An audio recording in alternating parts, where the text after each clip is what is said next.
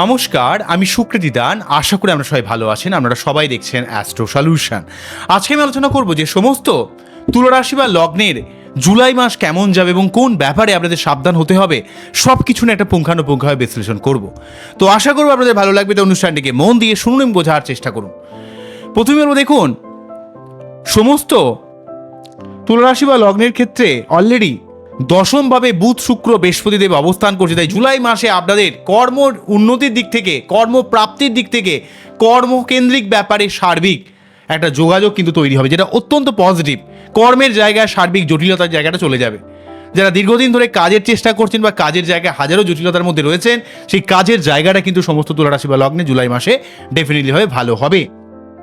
কিন্তু মনে রাখতে হবে, যেহেতু আপনাদের পঞ্চম এবং একাদশে রাহুকেতু অবস্থান করছে, তাই প্রেমের জায়গায়, বুদ্ধি ইমপ্লিমেন্টেশনের জায়গায় এবং প্রাপ্তিযোগের জায়গায় কিছু বাধা বিপত্তি তৈরি করছে। যেহেতু পঞ্চম ভাবে রাহু রয়েছে, তাই যে কোনো জায়গায় আপনি অনেক ক্ষেত্রে বুদ্ধি খাটালেও সেই বুদ্ধিকে সঠিকভাবে ইউটিলাইজ করতে পারছেন না, বা আপনার কিছু কিছু ক্ষেত্রে পেটের সমস্যা ক্রিয়েট করছে।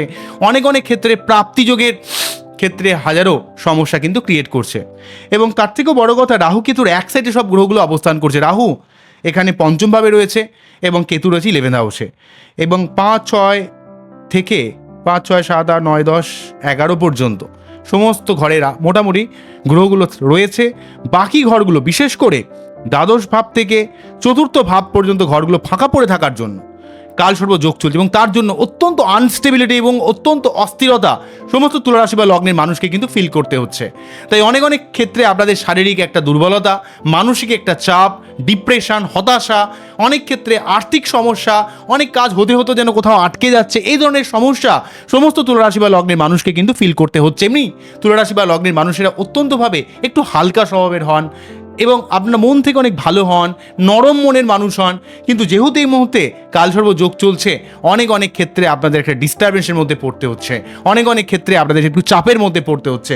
এই জায়গাটা 1 আগস্ট পর্যন্ত কিন্তু থাকছে। তো যাই হোক, যদি অত্যন্তভাবে পেটের সমস্যা ক্রিয়েট করে, বা রিলেশনশিপ সংক্রান্ত কিছু সমস্যা যায়, বা বুদ্ধি ইমপ্লিমেন্টেশনে কিছু সমস্যা ক্রিয়েট করে, তাহলে অবশ্যই আপনারা রাহুর মন্ত্র পাঠ করবেন। রাহুর যে মন্ত্রটা, ওং ভ্রাম ভ্রিম ভ্রম সা রাহবে ন। আর যদি আপনাদের জীবনে কোনো রকম প্রাপ্তিযোগের দিক থেকে কোনো সমস্যা ক্রিয়েট করে, তাহলে ডেফিনেটলিভাবে কেতুর মন্ত্র পাঠ করবেন। অন্যদিক থেকে ষষ্ঠভাবে অলরেডি শনি অবস্থান করছে, যেটা আপনাদের জীবনের সার্বিক প্রাপ্তিযোগের দিক থেকে, জীবনের শত্রুতা নির্মূলের দিক থেকে, লোন শোধ করার দিক থেকে, বা আপনার জীবনে যে কোনো ধরনের কম্পিটিশন, বিশেষ করে ষষ্ঠ ভাব মানে রোগ, ঋণ, শত্রুতার ভাব, এই ষষ্ঠভাবে শনি কিন্তু আপনার এই সংক্রান্ত ব্যাপারে একটা পজিটিভ ফল দেওয়ার চেষ্টা করছে। শনি ষষ্ঠভাবে যেমন শত্রুতা নির্মূল করতে সাহায্য করবে, লোন শোধ করতে, বা আপনার জীবনে অনেক কমপ্লিকেট অবস্থা থেকে আপনাকে টেনে বার করে নিয়ে আসার চেষ্টা করবে। এই ব্যাপারটার জন্য অনেকটা কিন্তু পজিটিভ কিন্তু বলা যেতে পারে। নেক্সট যে ব্যাপারটা বলবো সেটা হচ্ছে, জুলাই মাসে মঙ্গলদেব আপনাদের তুলারাশি বা লগ্নে ঠিক অষ্টমে অবস্থান করছে। তো অষ্টমে মঙ্গলদেব যেহেতু সেই সপ্তমপতি অষ্টমে রয়েছে, অলরেডি রিলেশনের জায়গাটায় জুলাই মাসে কিছুটা ডিস্টার্ব কিন্তু করছে। এবং সেই সঙ্গে মঙ্গল অষ্টমে থাকার জন্য একটু পেটের সমস্যা ক্রিয়েট করা, মেয়েদের গাইনোকল বিভিন্ন সমস্যা, ছেলেদের ক্ষেত্রে অলরেডি শারীরিক বিভিন্ন সমস্যা, বা বিশেষ করে যাদের সুগার প্রেশার সংক্রান্ত সমস্যা রয়েছে, সেই সমস্যা একটু বাড়তে পারে। ঠিক আছে, অষ্টমভাবে মঙ্গল থাকা, বিশেষ করে মঙ্গলকে যেহেতু শনি দেখছে, তাই একটু খিটখিটে মেন্টালিটি তৈরি হয়ে যাওয়া, এবং শনি মঙ্গল যোগ আমাদের অনেক সময় বিভিন্ন দিক থেকে রক্তপাত, অ্যাক্সিডেন্ট ঘটানোর সম্ভাবনা কিন্তু ক্রিয়েট করতে পারে। এই ব্যাপারে একটু সাবধান কিন্তু হতে হবে টোটাল জুলাই মাস ধরে, কারণ জুলাই মাসে কিন্তু মঙ্গলদেব অষ্টমভাবে একটু ডিস্টারবেন্স তৈরি করছে। অন্যদিক থেকে নবমভাবে সূর্যদেব 16 তারিখ পর্যন্ত থাকছে। 16 তারিখের পর থেকে সূর্যদেব কিন্তু দশমভাবে অবস্থান করবে। তাই 16 তারিখ পর্যন্ত আপনার জীবনে ভাগ্যোন্নতির দিক থেকে, আপনার জীবনে পিতার দিক থেকে হেল্প, আপনার মান সম্মান, উচ্চ পদে আসীন হওয়ার দিক থেকে, ঊর্ধ্বতন কর্তৃপক্ষের সহযোগিতার দিক থেকে হেল্প করবে। এবং ঠিক 16ই জুলাইয়ের পর দশমভাবে সূর্যদেব অবস্থান করার জন্য কর্মের জায়গায় এক বিশেষভাবে আপনার একটা উন্নতির ব্যাপার কিন্তু থাকবে। এবং সেই সঙ্গে পারিবারিক দিক থেকে, মায়ের শরীর স্বাস্থ্যের দিক থেকে অনেকটা কিন্তু উন্নতি কিন্তু এখানে দেখতে পাওয়া যাচ্ছে। আরেকটা ব্যাপার বলবো, এখানে প্রথম যে রাশি পরিবর্তনটা হবে সেটা হচ্ছে, আমরা জুলাই মাস ঢোকার সঙ্গে সঙ্গে দেখতে পাবো দশমভাবে বুধ শুক্র বৃহস্পতি ত্রিগ্রহ যোগ নিয়ে কিন্তু জুলাই মাস শুরু হবে। এটা মোটামুটি 5 দিন থাকবে। তাই প্রথম 5 দিন আপনাদের অর্থকেন্দ্রিক দিক থেকে, কর্মের জায়গায়, কেননা যেহেতু বুধ আপনাদের ক্ষেত্রে নবমপতি শুক্র লগ্নপতি এবং আমাদের ক্ষেত্রে বৃহস্পতি হচ্ছে যেহেতু তৃতীয়পতি এবং সেই সঙ্গে ষষ্ঠপতি, তাই তৃতীয়পতি, লগ্নপতি এবং নবমপতির একটা কানেকশন জীবনে অনেক দিক থেকে একটা উন্নতির যোগ কিন্তু তৈরি করবে, এবং যেটা আপনার পরিবার কেন্দ্রিক জায়গায়, অর্থকেন্দ্রিক জায়গায় শত্রুতা নির্মূল করার ব্যাপারে, মায়ের শরীর স্বাস্থ্যের উন্নতির দিক থেকে, মানসিক শান্তির দিক থেকে অনেকটা হেল্প করবে। যদিও বৃহস্পতির এই অবস্থান মেইনলিভাবে কর্মের জায়গায়, অর্থের জায়গায়, পরিবার কেন্দ্রিক ব্যাপারে এবং যে কোনো প্রতিযোগিতায় জয়লাভ করার ব্যাপারে হেল্প করছে। কিন্তু আমরা দেখব শুক্রদেবকে ঠিক 5ই জুলাই রাশি পরিবর্তন করেছে, তার পরবর্তী রাশি অর্থাৎ দশম ভাব থেকে 11th হাউসে অর্থাৎ সিংহ রাশির ঘরে প্রবেশ করবে এবং কেতুযুক্ত হবে। এবং এই কেতুযুক্ত হওয়ার জন্য শুক্র 11th হাউসে থাকা মানে অর্থ প্রাপ্তির সম্ভাবনা তৈরি করে।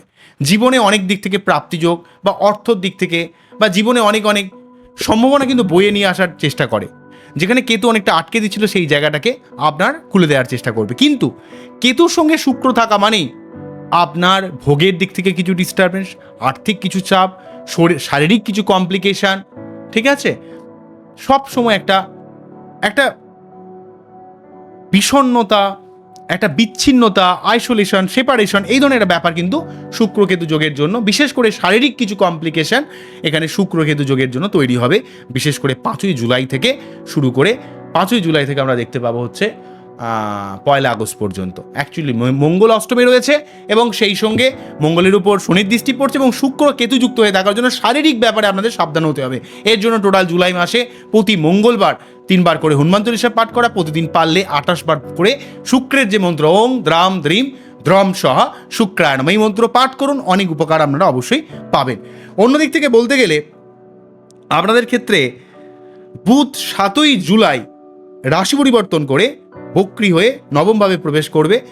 ভাগ্যবতী ভাগ্যস্থানে কিন্তু ভাগ্যকে আপডেট করার চেষ্টা করবে এবং আপনার জীবনে যে কাজ থমকে রয়েছে, যে কাজ আটকে রয়েছে, সেই কাজে একটা সাফল্য দেওয়ার চেষ্টা করবে। যেহেতু সে নবমপতি এবং যেহেতু সে আপনাদের ক্ষেত্রে আরেকটা ভাবের অধিপতি, দ্বাদশপতি, তাই আপনার ভাগ্যকেন্দ্রিক দিক থেকে, উচ্চশিক্ষার দিক থেকে, অর্থ লাভের দিক থেকে, ছোটোখাটো কোনো ভ্রমণ হওয়ার দিক থেকে, বিদেশ যাত্রার দিক থেকে বুধ কিন্তু হেল্প করবে। কিন্তু বুধ যেহেতু এখানে বক্রী হয়ে থাকবে, তাই বক্রী মানে অত্যন্ত স্ট্রং কিন্তু আনস্টেবল, তার জন্য মাঝে মাঝে দুমদাম কথা বলে দেওয়া, মাথা গরম করে দেওয়া, স্টেট কাট কথা বলে দেওয়ার জন্য একটু মিসকমিউনিকেশন তৈরি হতে পারে। এই ব্যাপারে একটু সাবধান কিন্তু হতে হবে সমস্ত তুলা রাশি বা লগ্নের ক্ষেত্রে। ঠিক আছে, নেক্সট রাশি পরিবর্তনের কথা অলরেডি বলেছি, সেটা হচ্ছে 16ই জুলাই সূর্যদেব রাশি পরিবর্তন করে দশমভাবে প্রবেশ করবে। অন্যদিক থেকে আমরা দেখব শনিদেব 27শে জুলাই বক্রী হয়ে যাচ্ছে। বক্রী হওয়া মানে সে অত্যন্ত স্ট্রং কিন্তু আনস্টেবল। এই স্ট্রং হওয়ার জন্য আপনাদের যেই ঝামেলায় দীর্ঘদিন ধরে আটকে ছিলেন, থমকে ছিলেন, সেই ঝামেলাগুলো থেকে শনি কিন্তু আপনাকে টেনে বার করে নিয়ে আসবে। বিশেষ করে শত্রুতা সংক্রান্ত ব্যাপারে, যে কোনো প্রতিযোগিতায় জয়লাভ করার ব্যাপারে আপনাদের কিন্তু অবশ্যই হেল্প করবে। কিন্তু শনি বক্রী মানে কি অত্যন্ত স্ট্রং কিন্তু আনস্টেবল। এই আনস্টেবিলিটির জন্য আপনি অত্যন্ত বেশি রাগী হবেন, জেদি হবেন, মাথা গরম করে ফেলবেন। এই জায়গাটা কিন্তু শনির জন্য আপনাকে সাবধান হতে হবে। এবং শনি যেহেতু মঙ্গলকে দেখছে, মঙ্গল এমনিতেই অষ্টমে রয়েছে এবং তার উপর শনি মঙ্গলকে দেখছে, তো তার জন্য আপনাদের খিটখিটে মেন্টালিটি তৈরি করবে। মেয়েদের ক্ষেত্রে গাইনোকোলজির বিভিন্ন সমস্যা তৈরি করতে পারে, এই ব্যাপারটা দেখতে হবে। তাই এই জুলাই মাসে সব থেকে বেশি পীড়িত হয়ে থাকছে হচ্ছে মঙ্গল, শুক্রদেব, ঠিক আছে, এবং কালসর্পযোগ, এই 3টে দিক থেকে সমস্যা থাকছে। তাই যদি আপনাদের কোনোভাবে পেটের সমস্যা, প্রেম সংক্রান্ত কোনো সমস্যা, বুদ্ধি ইমপ্লিমেন্টেশনে কিছু সমস্যা হয়, তাহলে অবশ্যই রাহুর মন্ত্র পাঠ করুন। আর যদি কোনো রকম প্রাপ্তিযোগের দিক থেকে কিছু সমস্যা ক্রিয়েট করে, তাহলে অবশ্যই আমরা কেতুর মন্ত্র পাঠ করুন। কেতুর যে মন্ত্র ওং স্ত্রাম স্ত্রীম স্ত্রম সা কেতন। আর যদি আপনাদের বুদ্ধি ইমপ্লিমেন্টেশনে যদি কোনো সমস্যা হয়, তাহলে অবশ্যই আপনারা রাহুর মন্ত্র পাঠ করুন। বোঝা গেল? তবে বৃহস্পতির অবস্থান অত্যন্ত গুরুত্বপূর্ণ থাকছে, সূর্যদেবের অবস্থান ভালো থাকছে আপনাদের, এমনকি শনি আপনাকে ষষ্ঠভাবে থেকে আপনাদের জীবনে কর্মের জায়গায়, আপনার জীবনে সেই সঙ্গে কমিউনিকেশনের জায়গায়, বিদেশ যাত্রার ব্যাপারে, আপনার জীবনে দীর্ঘমেয়াদী কোনো সমস্যা থেকে বেরিয়ে আসার ব্যাপারে অনেকটা কিন্তু হেল্প করবে। কিন্তু বক্রী থাকার জন্য আপনাকে কিন্তু মাথা ঠান্ডা রেখে কাজ করতে হবে, কারণ জুলাই মাসে 2টো গ্রহ বক্রী হচ্ছে, বুধ এবং শনি। এই ব্যাপারটা একটু দেখতে হবে। বোঝা গেল কি বললাম? তো আজকে এখানেই থামছি, আবারও দেখা হবে নতুন কোনো ভিডিও নিয়ে। আমরা খুব ভালো থাকুন, অ্যাস্ট্রো সলিউশন দেখতে থাকুন। নমস্কার, থ্যাংক ইউ।